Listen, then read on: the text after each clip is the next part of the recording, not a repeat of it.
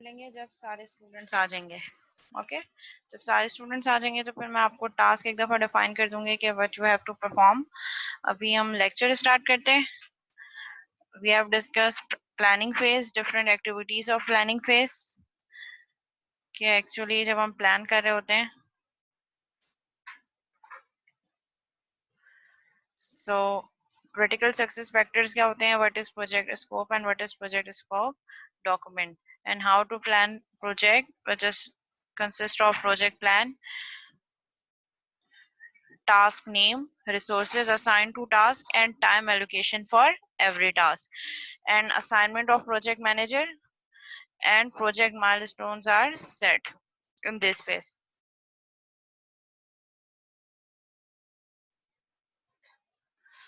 ठीक है, जो हमारे पास ये प्लानिंग की एक एग्जांपल उन्होंने दिया है, गैंट चार्ट व्यू दिया है। Now we have next phase, that is analysis phase. Analysis phase में क्या होता है, जिसमें आपके पास एंड यूजर्स, ठीक है, आपके कस्टमर्स, एंड यूजर जिन्होंने यूज करना है, कस्टमर जो यूजर्स की बिहाफ पे बनवा रहे हैं आपके एप्लीकेशन, वो और आपके आईटी स्पेशलिस्ट, आपके ऑर्गेनाइजेशन के जितने भी आईटी स्पेशलिस्ट हैं, वो एक साथ कम्युनिकेट करते हैं, बिजनेस रिक्वायरमेंट्स को गैदर करते हैं, रिक्वायरमेंट्स को लिस्ट डाउन करते हैं, अंडरस्टैंड करते हैं, और business requirement for the propose system design करते हैं। सो बिजनेस रिक्वायरमेंट में क्या होगा कि हम ये एप्लीकेशन क्यों बना रहे हैं, किस तरीके से वर्क करेगी, सारी फंक्शनल रिक्वायरमेंट जो फीचर्स होंगे प्रोजेक्ट के, वो सारे एनालिसिस बेसिस में आप लिस्ट डाउन करेंगे।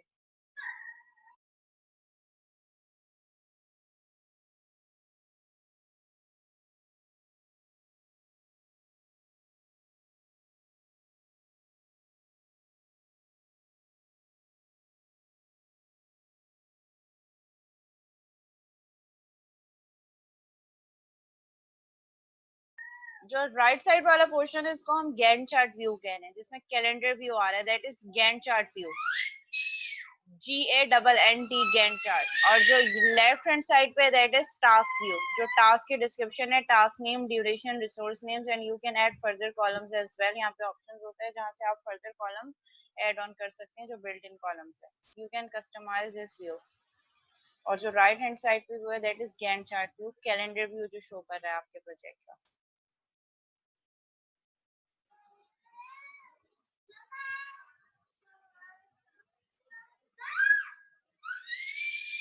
आईटी स्पेशलिस्ट मींस आपके बिजनेस एनालिस्ट, जिनको आईटी की नॉलेज होगी, जो टेक्नोलॉजी एरिया से होंगे, जिनको आपके पास जो बिजनेस एनालिस्ट जिनको हम कह रहे हैं, जो एनालिस्ट करेंगे ईच एंड एवरी रिक्वायरमेंट को, और ईच एंड एवरी रिक्वायरमेंट को एनालिस्ट करने के बाद आपके रिक्वायरमेंट्स को फाइनलाइज करेंगे, that would be IT specialist, जो बिजनेस स्पेशलिस्ट होंगे, बिजनेस एनालिस्ट।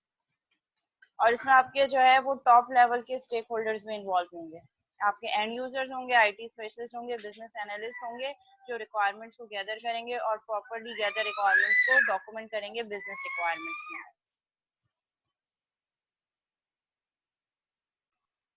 ओके, सो ये जो क्वेश्चन था कि ये जो बिजनेस एनालिस्ट कौन सी साइड के होंगे, सो ये वो होंगे वो जो डेवलपिंग आपके पास ऑर्गेनाइजेशन होगी, जो सॉफ्टवेयर डेवलप कर रही होगी, ये उसके बिजनेस एनालिस्ट होंगे, जो कि कस्टमर से कम्युनिकेट करेंगे, कस्टमर की रिक्वायरमेंट्स को लेंगे और उन रिक्वायरमेंट्स को प्रॉपर्ली लिस्ट डाउन करेंगे एक डॉक्यूमेंट में, जो उनकी ऑर्गेनाइजेशन के पर्सपेक्टिव के हिसाब से उसको लिस्ट डाउन करेंगे, प्रायोरिटाइज करेंगे, और वो उस ऑर्गेनाइजेशन के होंगे जो सॉफ्टवेयर बिल्ड कर रहा है, ठीक है, जो कि कस्टमर से थ्रू आउट कम्युनिकेट कर रहे होंगे, क्योंकि आपके कस्टमर से कम्युनिकेशन डायरेक्ट डेवलपर तो नहीं कर रहा होगा और ना ही डायरेक्ट टेस्टर कर रहा होगा। तो जो आपके सॉफ्टवेयर इंजीनियर और जो बिजनेस एनालिस्ट होंगे, जो ईच एंड एवरी रिक्वायरमेंट्स को अंडरस्टैंड करके लिस्ट डाउन करेंगे, दैट इज बिजनेस एनालिस्ट। और वो थ्रू आउट कम्युनिकेट कर रहे होंगे यूजर से और उनकी रिक्वायरमेंट्स को लेकर प्रॉपर्ली गैदर करके एक जगह डॉक्यूमेंट कर रहे होंगे। तो that is the task of business analyst. Involve and and users, and users वो जो एप्लीकेशन बनवा रहे हैं, जिन्होंने एट द एंड उस एप्लीकेशन को यूज करना है, जो रिक्वायरमेंट्स दे रहे हैं।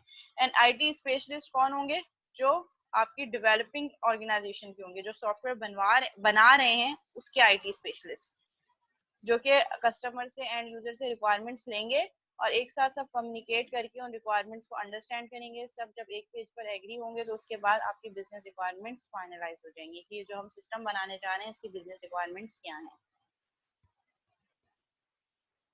जो आपके पास जो प्राइमरी एक्टिविटीज हैं एनालिसिस एक्टिविटीज की, first one is gather the business requirements. सबसे पहले आप क्या करेंगे, आप बिजनेस रिक्वायरमेंट को गैदर करेंगे।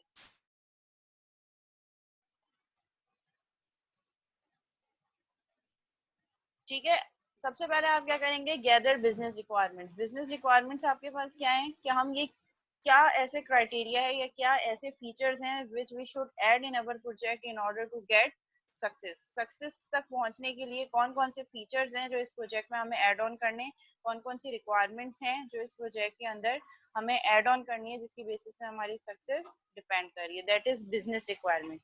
The detailed set of knowledge worker requests that the system must meet in order to be successful. Means कि इस सिस्टम को सक्सेसफुल होने के लिए ये कुछ पैरामीटर्स हैं जो हर हाल में फुलफिल होने चाहिए, that is business requirement.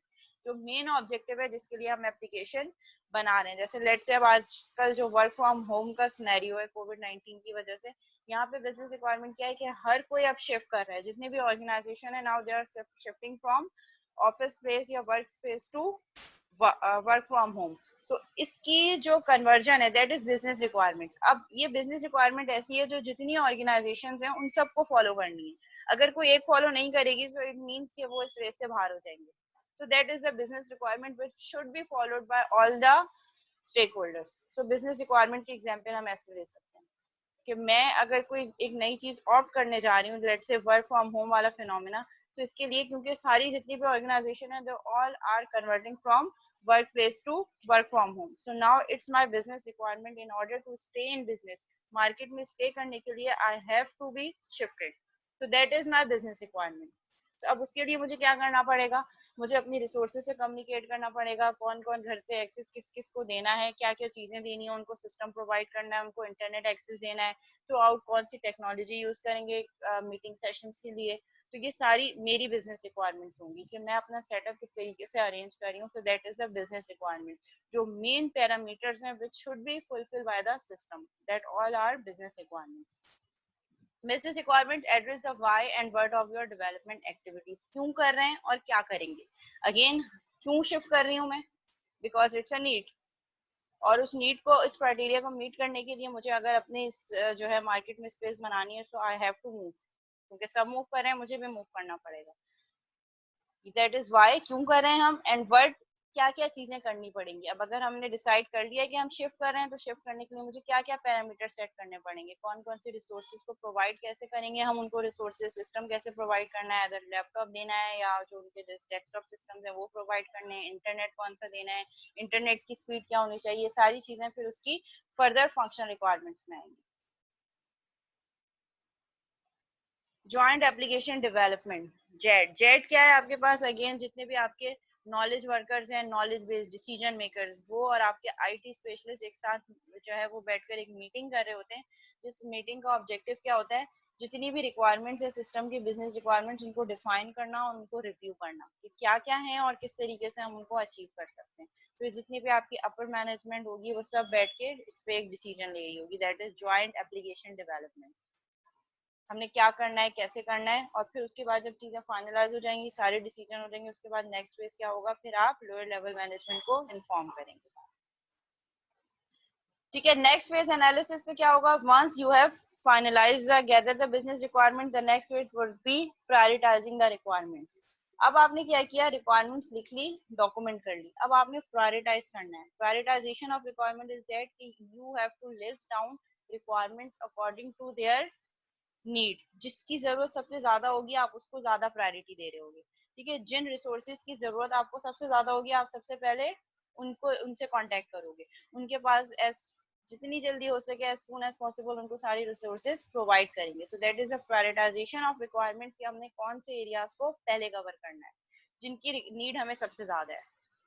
Requirement definition document. ठीक है, इस वाले फेज में आप क्या कर रहे होंगे, रिक्वायरमेंट डेफिनेशन डॉक्यूमेंट बना रहे होंगे, आरडीडी। जो क्या कर रही होगी, आपकी सारी बिजनेस रिक्वायरमेंट जो आपने डिफाइन की है फर्स्ट फेज में एनालिसिस के, उसको आप प्रायोरिटाइज करेंगे, मींस ऑर्डरिंग करेंगे, नंबर देंगे कि सबसे फर्स्ट कौन सी इंपॉर्टेंट है, second, third and so on. Again you probably can not do everything, so prioritising is important, क्योंकि आप सारी चीजें नहीं कर सकते और सारी चीजें एक साथ नहीं कर सकते, इसलिए प्रायोरिटाइजिंग इज इम्पोर्टेंट। आपने प्रायोरिटाइज कर दिया और उस प्रायोरिटी की बेसिस पे जो चीजें ज्यादा इंपॉर्टेंट है आप उन पे फोकस करके ज्यादा एफर्ट उस पर लगा के उसको कंप्लीट करने की कोशिश करेंगे। User sign off on this document which clearly sets the scope for the project. Once सारी चीजें डॉक्यूमेंट हो गई, प्रायोरिटाइज हो गई, अब आपका यूजर उसको साइन करेगा, उस डॉक्यूमेंट को आप साइन करेंगे, इट मींस कि एक एग्रीमेंट हो गया, ठीक है ये चीज है, ये इस तरीके से हमने बनानी है, और उसी साइन ऑफ की बेसिस पे फिर आप आगे अपना वर्क स्टार्ट करेंगे। प्रोजेक्ट का स्कोप क्लियरली डिफाइन हो गया है, स्कोप फाइनलाइज हो गया है, फिक्स हो गया है, उसके बाद फिर आप उस पर डिजाइनिंग स्टार्ट करेंगे। सारी रिक्वायरमेंट्स आपने बिजनेस रिक्वायरमेंट्स फाइनलाइज कर दी।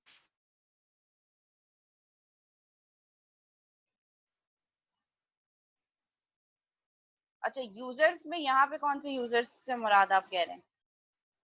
ये वो यूजर्स हैं, अब यहाँ पे आपके स्टेक होल्डर्स के कुछ यूजर्स होंगे, ठीक है, जो साइन ऑफ पे जरूरी होंगे। एक तो आपके क्लाइंट साइड होगा जो सारी रिक्वायरमेंट दे रहा होगा, वो साइन करेगा कि हाँ हमारी ये रिक्वायरमेंट्स हैं, और उस एग्रीमेंट में फिर आप किसके साइन ले रहे होंगे? आईटी स्पेशलिस्ट के, जो कह रहा होगा हाँ ठीक है हमारी ये कम्युनिकेशन हुई है क्लाइंट से, इनसे हमने ये कम्युनिकेट किया, ये बिजनेस रिक्वायरमेंट इन्होंने लिस्ट डाउन की है, प्रायोरिटाइजेशन की है, उस पर ये एग्रीड है, इस डेट पे इस कॉस्ट पे, मुझे पूरा प्रोजेक्ट का चार्टर होगा, वो चार्टर साइन ऑफ होगा, जिसमें आपके कस्टमर एंड के भी यूजर्स होंगे। जाहिर है अब सारे कस्टमर्स तो हो नहीं सकते, तो कुछ वो पर्सन जो निगोशिएट कर रहा होगा, जो कम्युनिकेट कर रहा होगा, वो साइन ऑफ करेगा, और यहाँ से जो डेवलपिंग एंटिटी, यहाँ से कोई एक पर्सन होगा जो साइन करेगा।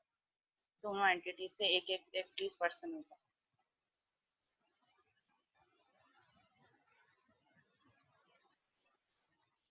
Next phase is design. Design में आप क्या करेंगे? आप एक्चुअली एक मॉडल बना लेंगे, जो एनालिसिस आपने किया है, जो बिजनेस रिक्वायरमेंट्स आपने गैदर किए हैं, उसकी बेसिस पे you have to design a model which will represent how the propose system will work, जो कि ये आपको बताएगा कि प्रपोज सिस्टम कैसे काम करेगा।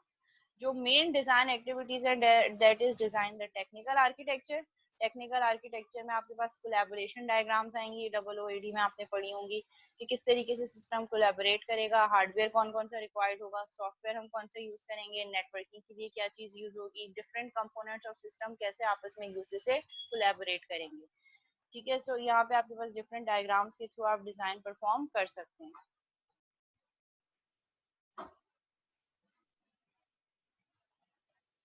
ठीक है, design the technical architecture, define the technical architecture में आप हार्डवेयर बताएंगे कि कौन कौन से हार्डवेयर पे सॉफ्टवेयर रन होगा, कौन से सॉफ्टवेयर पे काम करेंगे, नेटवर्किंग किस तरीके से होगी, ये सारी चीजें आप टेक्निकल आर्किटेक्चर डिजाइन करेंगे।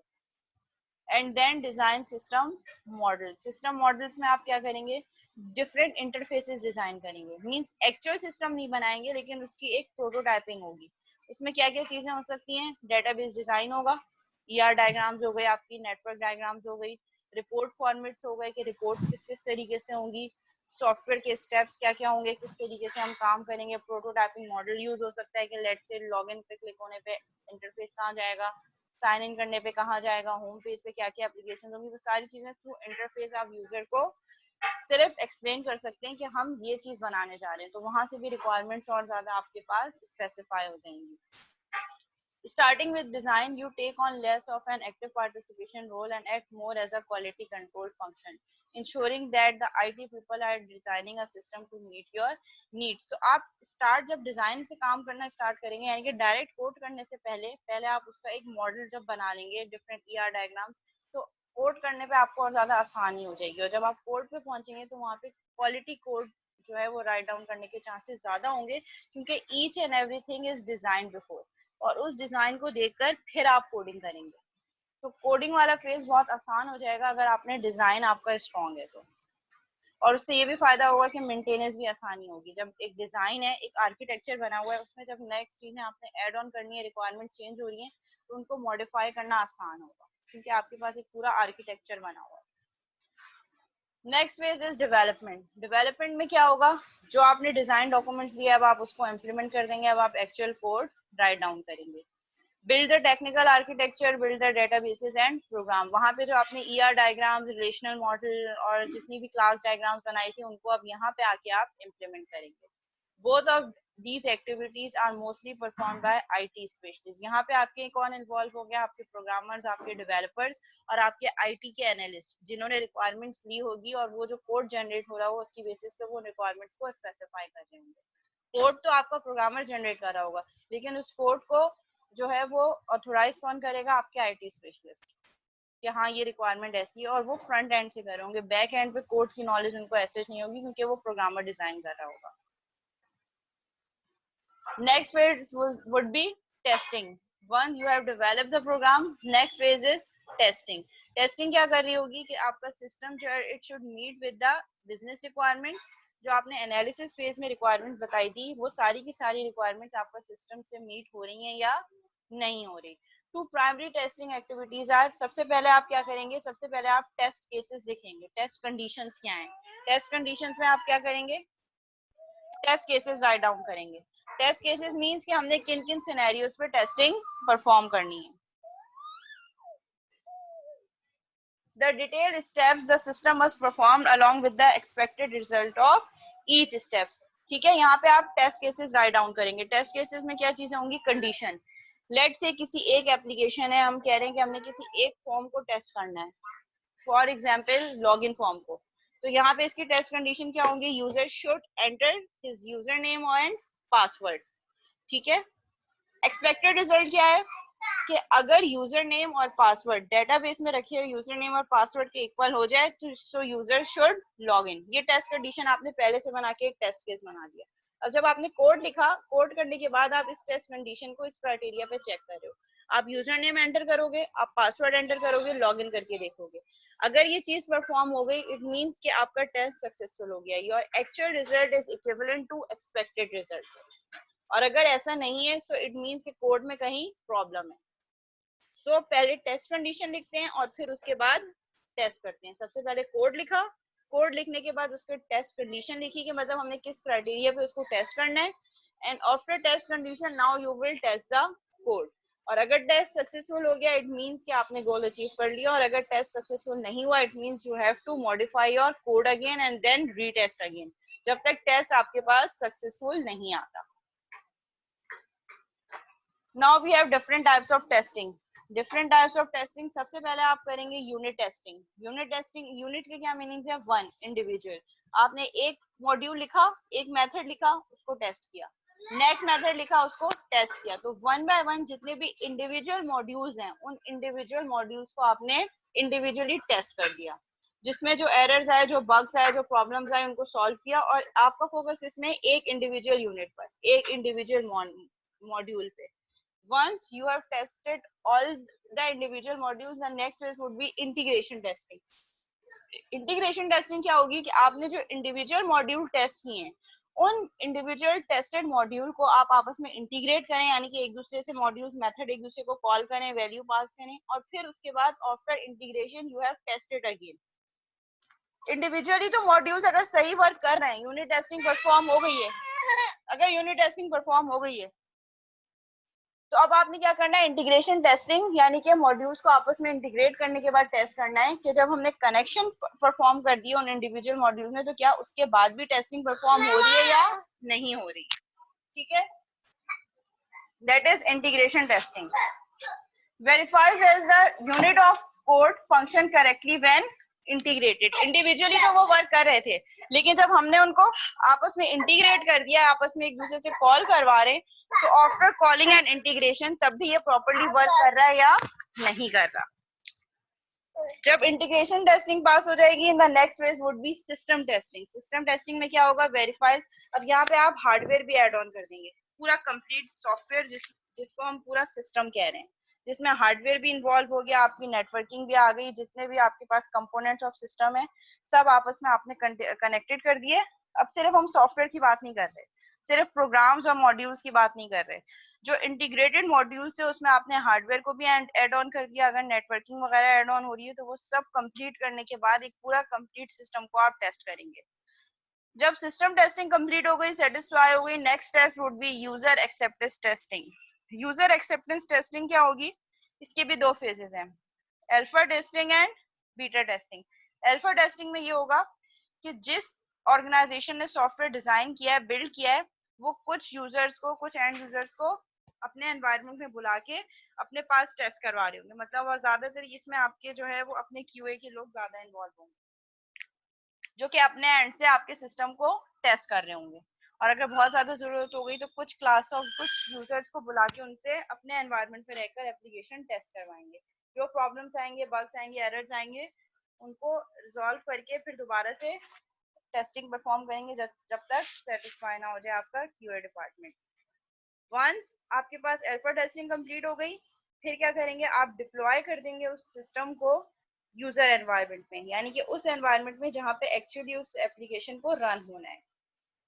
और फिर वहां से आप क्या करेंगे, वहां पे फिर यूजर टेस्ट करेंगे, और टेस्ट करने के बाद जो इश्यूज होंगे, जो बग्स होंगे, अभी भी आपका एप्लीकेशन टेस्टिंग फेज पे है। डिप्लॉय आपने कर दिया लेकिन अभी भी टेस्टिंग फेज पे। जब तक यूजर सेटिस्फाई नहीं होगा, नंबर ऑफ एरर्स कम नहीं होंगे, जब तक आपके पास सेटिस्फेक्शन लेवल तक आप नहीं पहुंचेंगे, जब तक आप टेस्ट करते रहेंगे। जो इश्यूज आएंगे उनको मॉडिफाई करेंगे, अपडेट करेंगे।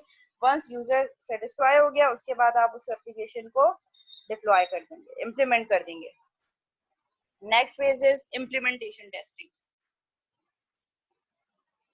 इम्प्लीमेंटेशन में क्या होगा, आपका यूजर सेटिस्फाई हो गया, टेस्टिंग कंप्लीट हो गई, अल्फा टेस्टिंग हो गई, बीटा टेस्टिंग हो गई। अब नेक्स्ट फेज है कि आपने उस एप्लीकेशन को डिप्लॉय करना है, मींस लाइव रखना है, कि लाइव अब वो यूजर के एनवायरनमेंट में रन हो सके, ठीक है, और अपने डे टू डे टास्क के थ्रू परफॉर्म कर सके। टू प्राइमरी आपके पास एक्टिविटीज क्या है इम्प्लीमेंटेशन की। राइट डिटेल यूजर डॉक्यूमेंटेशन, जिसमें आप detail user documentation write down कर रहे होंगे, जिसमें क्या चीजें होंगी, कैसे यूज करना है, how to use the application, user guide जिसे हम कह रहे हैं या हम मैनुअल जिसे कह रहे हैं। आवाज आ रही है class?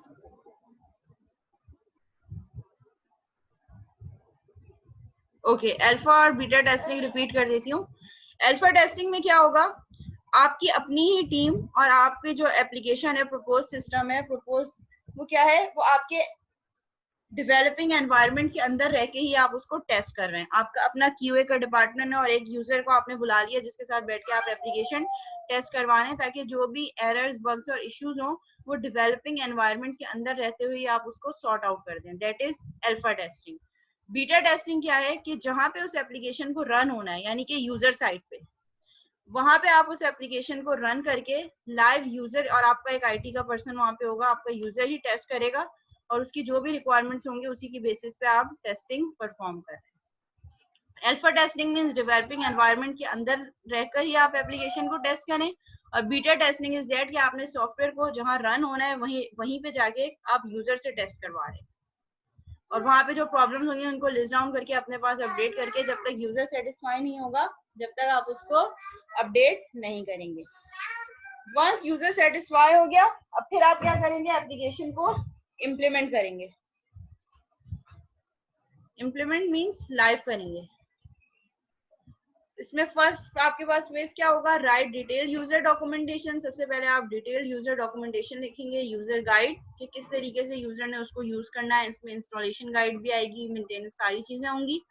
And next one is provide training for the system user, यानी कि हम क्या कर रहे हैं, यूजर को ट्रेन कर रहे हैं कि उसने उस सिस्टम को कैसे यूज करना है। इसके लिए आपके पास ऑनलाइन ट्रेनिंग भी हो सकती है, run over the internet, means आपने कोई ट्यूटोरियल बना दिया और उसको इंटरनेट पे आपने अपलोड कर दिया कि जब यूजर को रिक्वायरमेंट होगी, जरूरत होगी, वो क्या करे, वो थ्रू इंटरनेट उसको यूज कर सके, एक्सेस कर सके।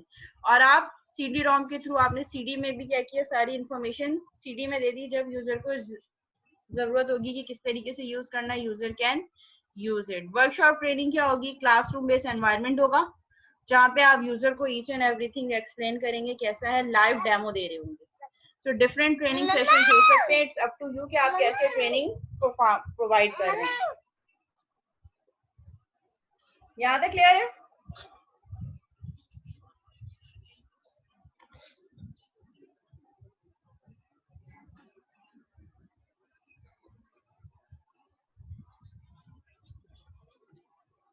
ठीक है, यहाँ पे कुछ सिनेरियोज गिवन है कि जब आप इम्प्लीमेंटेशन कर रहे होते हैं, तो इम्प्लीमेंटेशन कैसे हो रही होती है। So different types of implementation is parallel, clutch and pilot.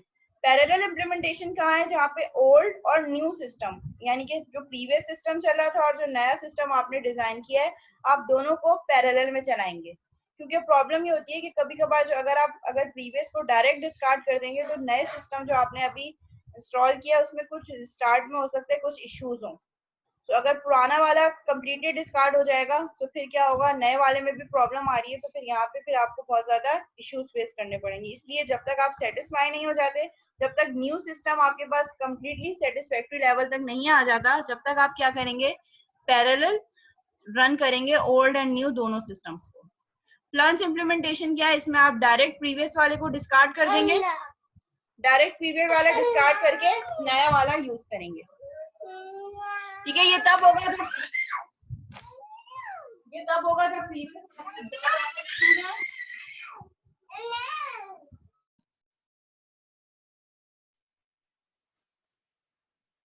ठीक है। सो प्लांट इम्प्लीमेंटेशन इज दैट कि आपने प्रीवियस वाले सिस्टम को कम्प्लीटली डिस्कार्ड कर दिया और न्यू सिस्टम को अपग्रेड करके इम्प्लीमेंट कर दिया और वो लाइव रन हो रहा है।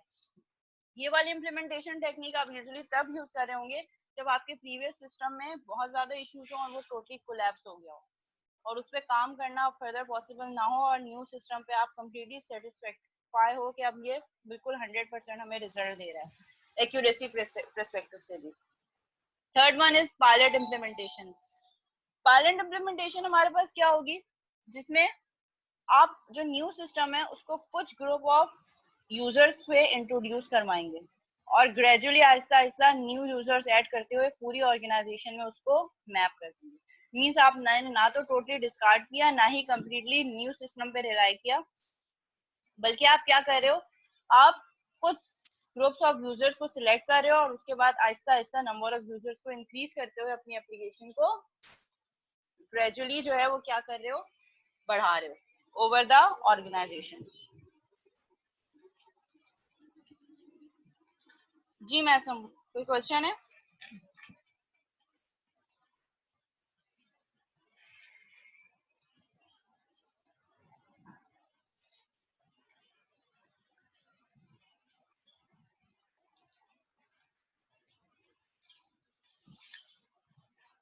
जी मैं कोई क्वेश्चन है तो you can ask over the chat as well, और यहाँ पे अनम्यूट का ऑप्शन नहीं आ रहा, मैं आई गेस आपने शायद हाइड किया है।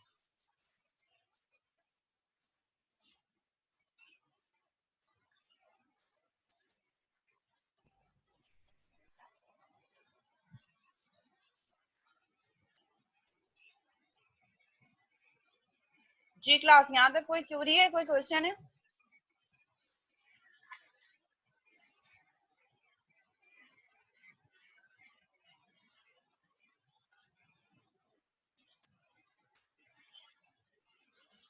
Okay, so the last phase is maintenance phase. Maintenance phase में क्या होगा, जो आपने प्रोजेक्ट जो एप्लीकेशन लाइव डिप्लॉय कर दी है, अब आप उसको क्या करोगे, आप उसको थ्रू आउट मॉनिटर करोगे और अगर उसमें कुछ इश्यूज आ रहे हैं उसको आप ओवरकम करोगे। यहाँ पे आपके पास जो मेन एक्टिविटीज हैं इस मेंटेनेंस फेज की, that is build a help desk to support the system users को सपोर्ट करने के लिए आप एक हेल्प डेस्क मेंटेन करें जो एक knowledgeable users group of people होगा जो थ्रू आउट हेल्प प्रोवाइड कर रहा होगा यूजर को regarding to the new system and provide an environment to support system changes. और अगर आपका यूजर कोई चेंजेस जो है वो एलोकेट करना चाह रहा है, so you can use that modify those changes in your system as well. So that is the maintenance phase, जिसको हम कह रहे हैं कि ये एक ongoing phase होगा जब तक आपकी एप्लीकेशन रन होती रहेगी, throughout मेंटेनेंस उस पे एप्लीकेबल होती रहेगी। अब मेंटेनेंस की भी हमारे पास डिफरेंट टाइप्स हैं और मेंटेनेंस स्टार्ट लेवल पे बहुत ज्यादा होगी, जब आप लाइव करेंगे एप्लीकेशन को वहां पे मेंटेनेंस बहुत ज्यादा रिक्वायर्ड होगी, बट जैसे जैसे टाइम पास होता चला जाएगा आपकी एप्लीकेशन शुड बी एडॉप्टेबल, जो एनवायरनमेंट को एडॉप्ट करके रन होती रहे और बहुत ज्यादा एफिशिएंट हो, जो कि एडॉप्ट कर सके चेंजेस को, एफिशिएंट होनी चाहिए। यहाँ तक कोई क्वेश्चन है तो आप पूछ सकते हैं।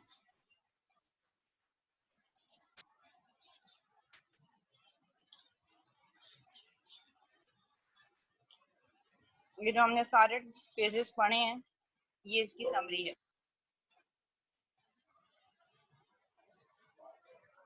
एसडीएलसी के different phases and different major activities जो हम इन फेजेस में कंप्लीट कर रहे हैं। यहाँ तक कोई भी क्यूरी, कोई ऐसा पॉइंट जो समझ नहीं आया हो, so you can ask. Ma'am इसको प्रोजेक्ट में हम कैसे यूज करेंगे, मतलब जो आपको प्रोजेक्ट प्रपोजल देंगे उसमें कैसे फॉलो करके इसको? प्रोजेक्ट को हम ऐसे यूज करेंगे कि वन बाय वन हम phase by phase activity perform करेंगे। अभी जो आपने काम करना है, जो अभी आप लोग का टास्क आना है, असाइनमेंट, एक तो आपका टास्क ये है जो प्रोजेक्ट का, फर्स्ट आपने क्या है, मुझे प्रोजेक्ट का प्रपोजल सबमिट करवाना है, ठीक है, जो नेक्स्ट क्लास आप मंडे को करवाएंगे। मिस ये कहाँ पे कराएंगे, मतलब आपने गूगल क्लासरूम या फॉर्म, गूगल फॉर्म कैसे कराएंगे सबमिट फाइल जो? ईमेल पे, ईमेल पे मैं अपनी ईमेल आईडी प्रोवाइड कर दूंगी, या हम ऐसा भी कर सकते हैं कि हम गूगल क्लासरूम पे, मैं एक कोर्स बना लेती हूँ, कोर्स का जो है कोड मैं शेयर कर दूंगी व्हाट्सएप पे, और वहां पे आप लोग ग्रुप वाइज जो है वो सबमिट करवा दें।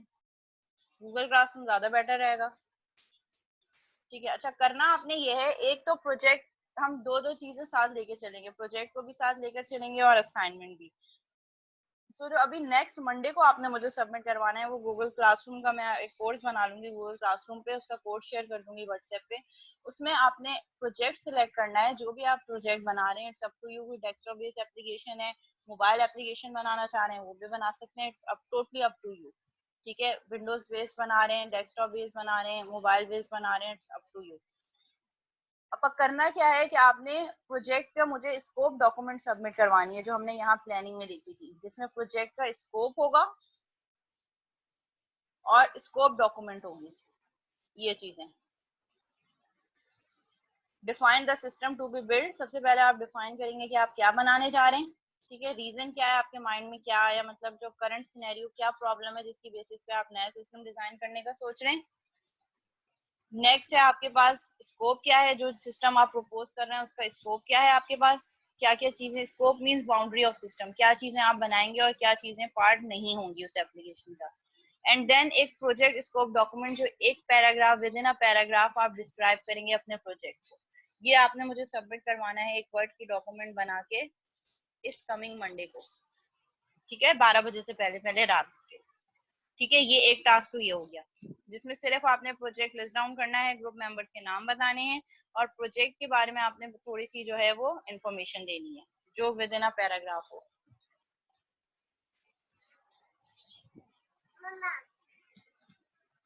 हार्डली 1 पेज लिखा है ना कि with in a paragraph. Maximum group members 3 हैं,